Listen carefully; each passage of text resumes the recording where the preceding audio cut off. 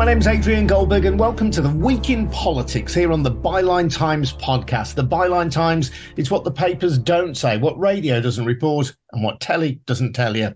This week we'll be discussing the wave of strikes involving train crew, Royal Mail staff and nurses, with an exclusive new poll over at bylinesupplement.com showing that 84% of the public support their demands for greater pay. Adam Bienkov, the Byline Times political editor, will be talking us through that. And we'll also be joined by Andrew Gimson, contributing editor at Conservative Home and the author of Boris Johnson, The Rise and Fall of a Troublemaker at number 10. Before that, just a reminder that the Byline Times podcast is funded by subscriptions to the Byline Times. That's our brilliant monthly newspaper, which features content that you can't read anywhere else. We don't have a millionaire backer or the support of large corporations. We rely on ordinary readers and listeners like you to support our fearless, non-partisan journalism, exposing corruption and holding the powerful to account. You get details on how to subscribe over at bylinetimes.com, our news-breaking website. A subscription costs from as little as £3 a month. And if you have already got one, well, why not gift another to a friend for Christmas? More details at bylinetimes.com. Welcome then to Adam and to Andrew. Adam, tell me about this survey then at bylinesupplement.com. Huge support, it would seem, for striking nurses. So I think in the past, the Conservative Party and Conservative governments in recent decades have relied on listing a lot of kind of anti-trade union sentiment among voters, which relies heavily, I think, on sort of memories of things like the Winter of Discontent, the 80s miners' strikes. And I think what our poll today that we commissioned from pollsters Omnisis shows is that sentiment among the public has really turned in recent years. And it does show overwhelming support for the central demand those going on strike, which is they should be at least be getting a pay rise at least in line with inflation. 84% of all voters saying nurses' pay should be going up at least in line with inflation. 76% saying the same of teachers, 72% saying the same of rail workers. And what's, I think, also just as telling, I think, for the government is we asked who voters most trust to tell us the truth about the issue of strikes and public sector pay. And on the nurses' strikes, overwhelming majority, 65% say they most trust nurses. Just 12% say they most trust the government. And interestingly, the government has had some support from some newspapers on this issue in recent weeks. But our poll suggests that doesn't seem to have a great impact on the public, just 2% of whom say they most trust newspapers to tell them the truth about the nurses' strikes. Interestingly as well, Conservative voters seem to be similarly unconvinced by the government's messaging on this. Only 19% of Conservative voters say they most trust the government. That compares to 61% of Conservative voters who say they most trust nurses. And that does seem to be a very interesting shift, a sort of cross-party shift among the public about how they're seeing these strikes compared to previous strikes we've seen in previous decades. And of course, Adam, the pay review body to which the government clings and says that sets the benchmark for what we can pay nurses, they came to their findings in February before the cost of living crisis really took hold and before the war in Ukraine, which has also, as the government has acknowledged, driven up prices. Yes, and what they are offering nurses in particular seems fairly derisory, an extra £1,400 on top of their salaries. I think even many Conservative MPs have been saying this week that's just not realistic given the sort of scale of inflation that we're seeing. But so far, the government aren't really moving. And in fact, on the contrary, Downing Street sort of signalling this week that they're instead looking to change the law in order to make it harder for unions and nurses to go on strike, considering a range of options. They're considering either raising the threshold so that a majority of all public sector workers would have to actively vote rather than a majority of all those that have voted. Although interestingly, they're still not allowing online voting. Other ideas considering minimum service levels so that things like train strikes would be much harder to go ahead and actually impact people, or even outright bans on some parts of the public sector going on strike, as we see in the police service. They're considering extending that to people like ambulance workers. So the government's still taking a very hard line on this. But as our poll suggests today, I think that's a line that doesn't seem to have a huge amount of sympathy with the public, and I doubt it's going to hold for much longer. Is the government misjudging this wave of strikes, Andrew? The government's got to show that it's serious about getting control of inflation, which is something that would benefit absolutely everyone. And the point of Rishi Sunak is that he's a sober, sensible person. If he gives way at the first breath of opposition, then his claim that he's going to get the public finances sorted out, despite the enormous damage done to them during the pandemic, that claim would be exploded, and there'll simply be no point to Rishi Sunak. Of course, he wants the Conservatives to become more popular, but he can't do the. I mean, if you say, "Are you in favour of paying nurses more?" Of course, you say yes. The average pay for nurses is a very difficult thing to calculate, actually, because there are so many different kinds of nurses. But it's about £34,000 a year. They get 27 days holiday plus bank holidays. They have a pension scheme which they have to pay into, but the NHS pension scheme is pretty good. I completely agree that nurses work incredibly hard, but there are lots of other people who work incredibly hard for the same or less money. So I think Sunak's got to show a bit of backbone about this. He will also have to give a bit of ground, but it's absolutely no good being a pushover. That destroys the whole point of Sunak, I think. Although isn't there an argument for, at the very least, revisiting the recommendation of the pay review body, bearing in mind the time at which the pay review body made its recommendation and the circumstances which were relevant at that time? It seems to me that Rishi Sunak might be able to move ground and still save face by saying, well, look, we recognise that times have changed. And indeed, the government itself has pointed to the invasion of Ukraine by Russia as a reason for the rising cost of goods in the shops. So would that not give him a potential get out to open up a set of negotiations? Well, it might. I mean, there'll be a recommendation next year, won't there? And that will depend on the data you feed into that the independent body takes account of next year. Maybe there will be a favourable settlement next year. But, I mean, there are 320,000 nurses. OK, let's pay them some more. Then rail workers, well, some of them are not very well paid. Let's pay them more. And all the other, and teachers, of course, who could be against paying teachers more. Well, what's the money that you're handing over? If it gets devalued, the whole thing becomes completely pointless. I agree with Adam's early point that the public opinion is not the same as in the 70s and early 80s, when the union barons did seem to many people, in fact, were totally out of control, and they precipitated the eviction of Edward Heath, a Conservative Prime Minister. Then they precipitated the eviction in the winter of discontent of James Callaghan, who had torpedoed attempts to reform the unions by the Labour Party in the late 60s. He'd come up through the unions, like many great Labour MPs. He got his political education through them. He believed in the unions, but the unions destroyed him. And then Thatcher put through her reforms. I rather agree, actually, that there isn't very much scope for further reform.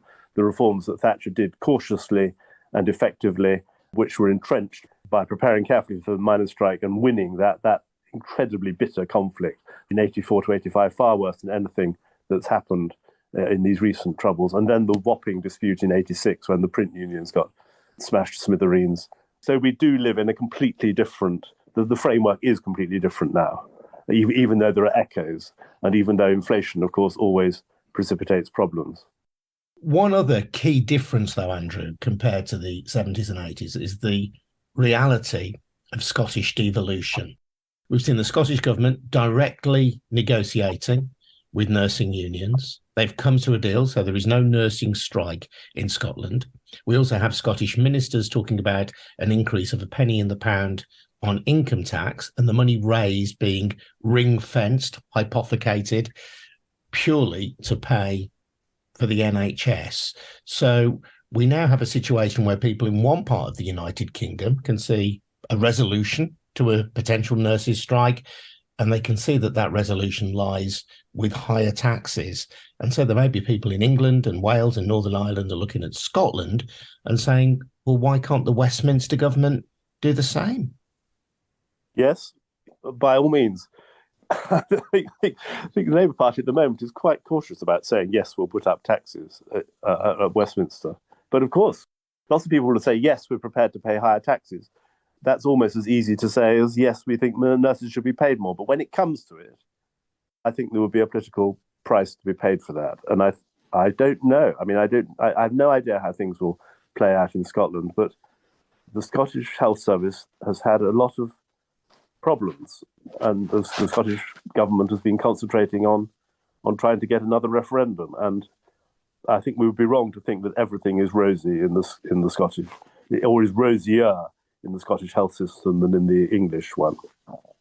Adam, for those of us who are old enough to remember the 70s and certainly the 80s, the era evoked there by Andrew, there were also echoes in the coverage this week of the rail strike and the vilification of Mick Lynch, the RMT union leader, front page of The Sun. And it just seems to me that although there are elements of our political system and elements of our media that kind of are still living as if it was the 80s, actually times have moved on. And my sense was that the attack on Mick Lynch was far less effective and far less wounding than were the attacks, say, on Arthur Scargill in the 80s. Yes, and we asked as part of this poll who voters most trusted on these issues, and there was around 4 times as many voters trusted Mick Lynch as trusted newspapers to cover this fairly. And actually, I think what was really striking this week was, yes, we had that Sun front page attacking Mick Lynch, which, as you say, I don't think was terribly effective. But there was also a Daily Express front page, which was very sympathetic to the cause of the nurses and calling on the government to act. And the Express, certainly in recent years, has been arguably the most loyal to the current Conservative government. So for them to be taking that position just does show you how much the public mood has changed. And I think a lot of that is down to where we are and how we've got here. I mean, the reason there are these demands for big above inflation pay rises from nurses and other parts of the public sector is that pay in the public sector and in the private sector has flatlined, if not fallen, since the Conservatives came into government in 2010. I think the overall pay rise of the public sector has gone down around 5%. In some parts of the public sector, it's gone down by around 10%. And I think a lot of people work in the public sector, a lot of people work in the private sector have seen their pay also flatline and gone down. So the idea of this, looking at people like Mick Lynch and seeing them as sort of this demon entity that is bringing the country to a halt, I think that instead many people are very sympathetic and they're seeing their own pay packets go down in real terms. They're seeing prices going up. And it's very hard for them to say, well, we think the person in the wrong here is the nurses or is Mick Lynch or the nursing unions. So I think it's a very different situation to what we had in the 70s and the early 80s, when there was actually a real sense among many voters that strike actions had gone too far and the power of the unions had become overgrown. Among many voters did feel that way. That just isn't the case right now.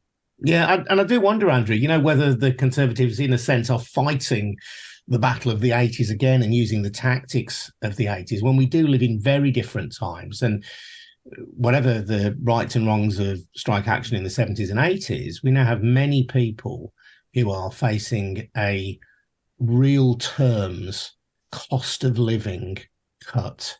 And they see other workers facing the same. So they'll be more inclined to be sympathetic to them, I suggest. I don't think the Tories do suppose that we're back in the 70s. I think they rather hope we're not, actually, because Heath called that election on the question of who governs Britain, and the answer was not you. Rishi has got to make this boring argument that what benefits everyone is getting prices back down stable. And you can't do that if everyone is going to have inflation, even inflation matching pay increases. Otherwise, the whole thing goes on and on and on, and that is completely hopeless. Of course, the answers you get in polls very much depend on the questions you ask. I mean, I went up to Batley, for example, during the by-election there, which Labour held. But there were people actually remembering the 70s and feeling, and self-employed people who felt cross, sort of, they approved of what Thatcher had done in the 1970s. And I think there may be there are a lot of silent people, I think, who will approve the government doing all it can not to squander taxpayers' money. Rishi Sunak and Steve Barclay, the health secretary, and the rest of them, they may not have the right tone of voice, but they have got an argument that it's our money and it's money which comes from everyone, and it comes from everyone pays taxes, and looking after the taxpayer isn't quite as unpopular as you would think from these polls in favour of large pay increases. Yeah, if only somebody had told Liz Truss and Kwasi Kwarteng, Andrew. Of course, Labour won the by-election in Stretford and Urmston. Yeah. You mentioned the B word there, boring. And before we came on air, you were floating to me the suggestion that being boring might be Rishi Sunak's greatest asset. I think it's one of his strengths, actually. I mean, I've observed him at Prime Minister's questions, and he has very boring but sensible positions. For example, whenever the Scottish nationalists have a go at him, he says we must work together to deliver for the people of Scotland. And that's not going to make anyone's heart beat faster, but I'm quite certain a lot of Scots agree with this consensual working together for the benefit of everyone approach. And on every topic at Prime Minister's questions, he has something comparably sort of unexciting but sensible to say. So I don't think Keir Starmer has yet worked out how to deal with that, actually. I mean, Keir talks in a very sort of aggrieved manner, but he hasn't quite managed to get through. And I quite take the point that the Tories may well go down to defeat in the next election, but Sunak, he has a wonderfully sort of relaxed manner at the dispatch box. He doesn't seem all sort of tense and uptight. He quite enjoys it, and he knows what he's going to say, and he says it. And of course, some of it's disingenuous, but he has a position, and it is very, very solid. I mean, I'm a bit of a sucker for Boris Johnson, but he's been chucked out. Liz Truss has been chucked out. The Tory party may have actually got hold of a serious and self-possessed person who has serious line on things. According to Andrew, then, Rishi Sunak is boring. I think even Keir Starmer's best friends wouldn't describe him as exciting. So yeah. It sounds like the next election is going to be the electoral equivalent of a 0-0 draw after extra time. Well, I mean, I would agree with Andrew, actually, that, I mean, I was speaking to Conservative MPs. They largely agree with what Andrew was saying, is that we've had a long period now under both Boris Johnson and Liz Truss where politics was a bit too exciting for many voters and certainly for many Conservative MPs. And they're quite relieved that they've got someone in the job now who is kind of steady as they go. Whatever you think of his policies and the economy, you're not terribly scared about the prospect of Rishi Sunak bringing down the economy. And I think that works quite well for them. I think the kind of flip side to that is that if you're looking for somebody who's a bit boring and a bit ordinary, well, that's Keir Starmer as well. And if you're a voter, you're not going to be scared about Keir Starmer going into Downing Street. True. And that is a problem for the Conservative Party. And if it's a straight battle between a boring Prime Minister and a boring opposition leader, but people are fundamentally fed up with their pay going down and fed up with the economy not growing and generally fed up with the same party being in government for 12 or 14 years, I think it's going to be a pretty easy option for them to turn to a boring Labour leader as opposed to a boring Conservative Prime Minister. And that does appear to be what we're seeing in the polls. And it does appear to be what we're seeing in these by-election results. The Stretford and Urmston by-election, the Conservatives got just 15% of the vote in that seat. That's half the level of support they got in 1997. And that's actually slightly worse than the national polls suggest they would do at the moment. John Curtis, a friend of this podcast, has said that the recent by-elections we've seen, including the result in Chesham, shows that we are really on course for the worst result for the Conservatives since 1997. And although Conservative MPs at the moment are quite happy with the prospect of Sunak and think that he's a big improvement on Liz Truss, unless he starts turning that around quite quickly, and at least by the time of the local elections next spring, then I think some of that relaxed sentiment among Conservative MPs is going to evaporate quite quickly. And we could be back into a situation where we're again talking about the leadership of the party and is it time to get someone back in? Interestingly, I've heard some noises that Andrew was talking about Boris Johnson.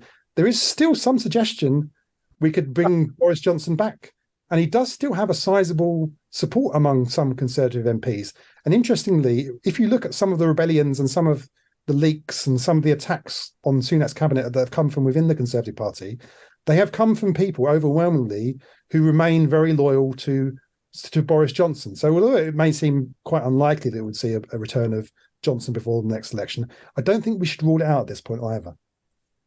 Andrew, I was speaking to a backbench Conservative MP who shall remain nameless from a Red Wall constituency, a traditional Labour seat, saying that at the time when Sunak was elected to replace Liz Truss, he was inundated with constituents calling for the return of Boris Johnson.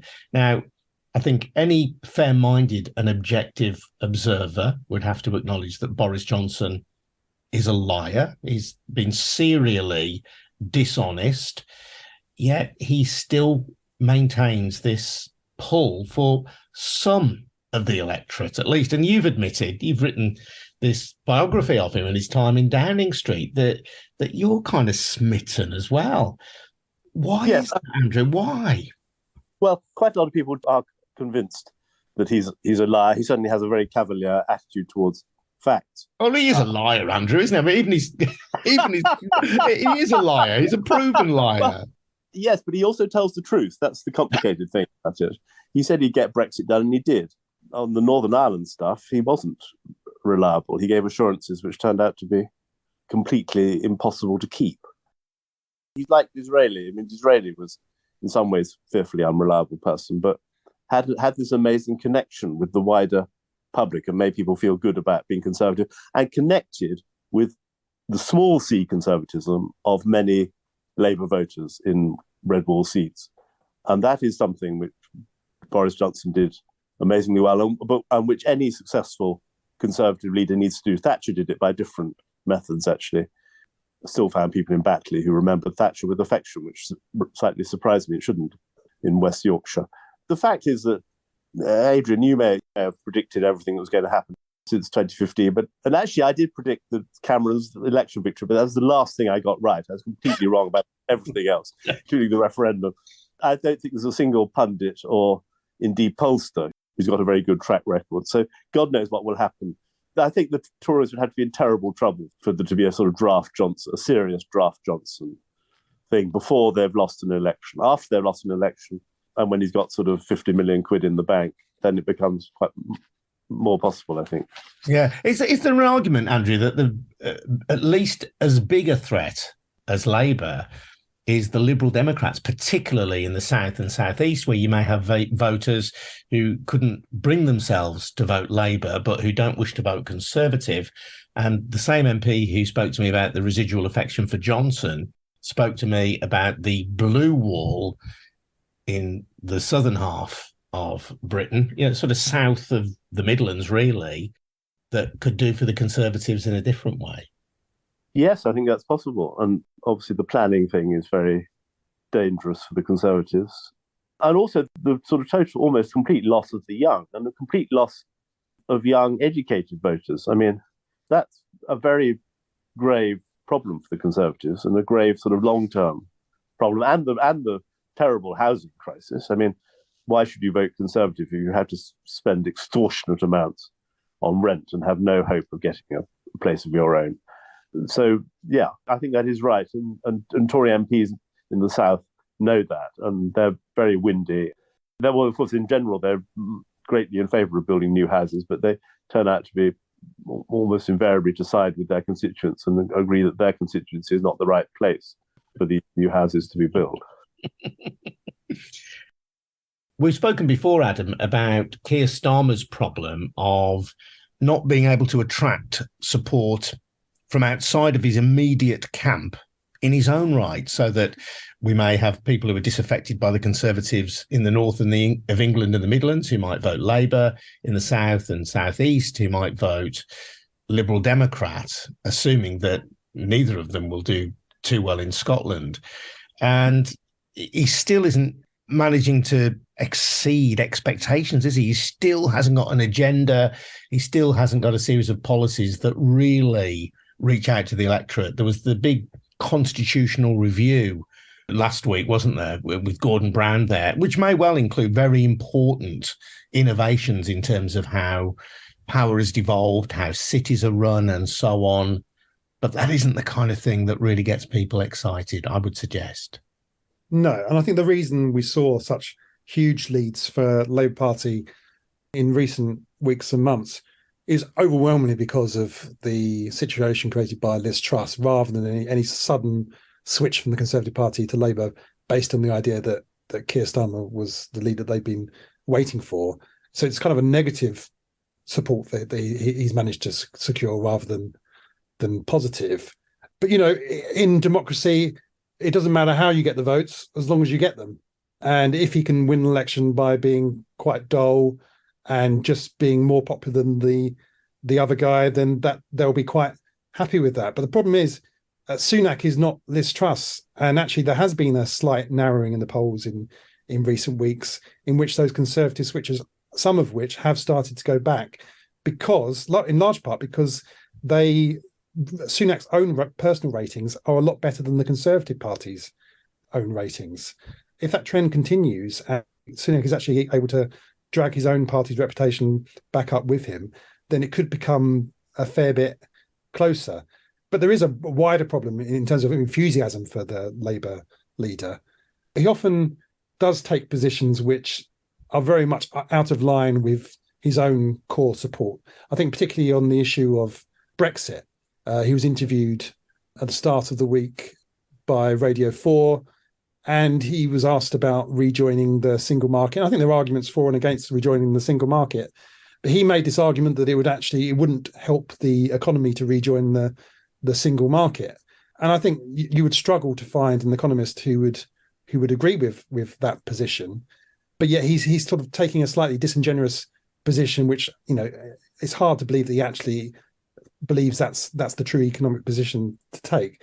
So he has a sort of knee-jerk reaction to every position to try and take the line that is the least terrifying to Conservative voters and Brexit supporters. But it doesn't then lead to much enthusiasm from his own core vote and from natural Labour supporters, which our own polling has shown overwhelmingly want the Labour Party to take a much stronger line against Brexit and a much stronger line on rejoining the single market and even rejoining the EU.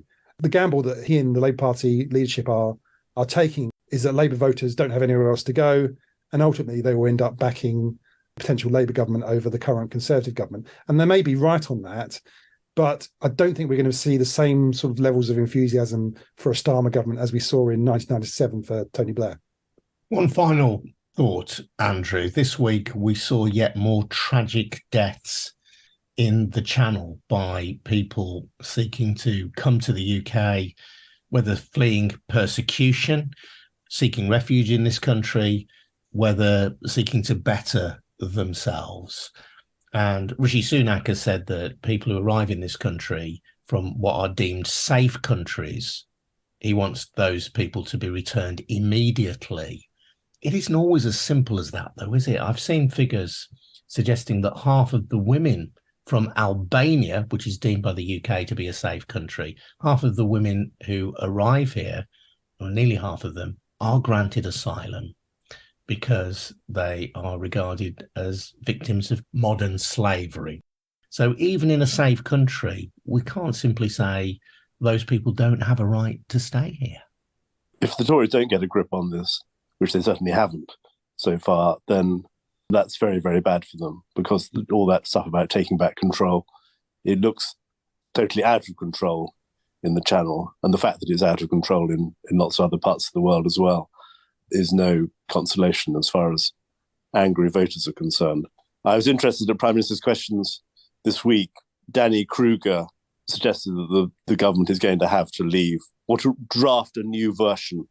The European Convention on Human Rights was drafted quite largely by British lawyers in the early 50s, Churchill as Prime Minister, that it's going to have to be replaced. And Sunak said that the measures he announced on Tuesday will be sufficient. Well, I think it's very unlikely they will be. It is terrible having these very vulnerable people in boats in the Channel, and it's got to be stopped. And I think Sunak, actually, his tone will remain very moderate, but I think he's working towards a pretty hardline position on this, and it may well include tearing up the European Convention on Human Rights, and that will be incredibly difficult for Starmer because, of course, he's a human rights lawyer and he completely believes in it, in the whole apparatus of human rights. I think Andrew's right that this is a very difficult issue for the Conservative government to deal with. And Suella Braverman, the Home Secretary, has been taking at least rhetorically, quite a strong line on this. I think the difficulty for the Conservative Party is it's very well to sort of raise the prominence of these issues as long as you've got a solution. And right now, the Downing Street are saying that they're not intending to rip up the ECHR. Whether or not they will remains to be seen. But if you're not doing that, and even if you were to do that, would that necessarily solve the problem of people trying to cross the channel? I doubt that it would. And are you able to solve this problem before the next general election? Again, I think that's unlikely. So given all of that, I think it's quite dangerous for the Conservative Party to sort of attempt to raise the prominence of this issue even further than it already has been raised in the public eye. So I think this is quite dangerous ground for the Conservative Party, although I do agree with Andrew. I do think it is a problem that they are going to have to address over time. I know that whenever I speak to refugee charities, they always say that what really needs to happen is for safe routes to be instituted, not just for people fleeing from Ukraine, but from other parts of the world as well. But listen, it's been really fascinating. Great to have you on, Andrew. Andrew Gimson, the author of Boris Johnson, The Rise and Fall of a Troublemaker at number 10. And thank you to Adam Bienkov. You can read more from Adam over at bylinesupplement.com, as well as over at the Byline Times. And if you check out bylinesupplement.com, you'll get a bonus early listen of another episode of the Byline Times podcast as well, talking to a couple of musicians about whether we as consumers should or shouldn't use Spotify. And don't forget, we are supported by subscriptions to the Byline Times. Please take out a subscription or maybe gift one to someone for Christmas. Head over to bylinetimes.com for more details. This has been the Byline Times podcast. We'll see you again very soon. But for now, cheers, bye-bye, and Merry Christmas.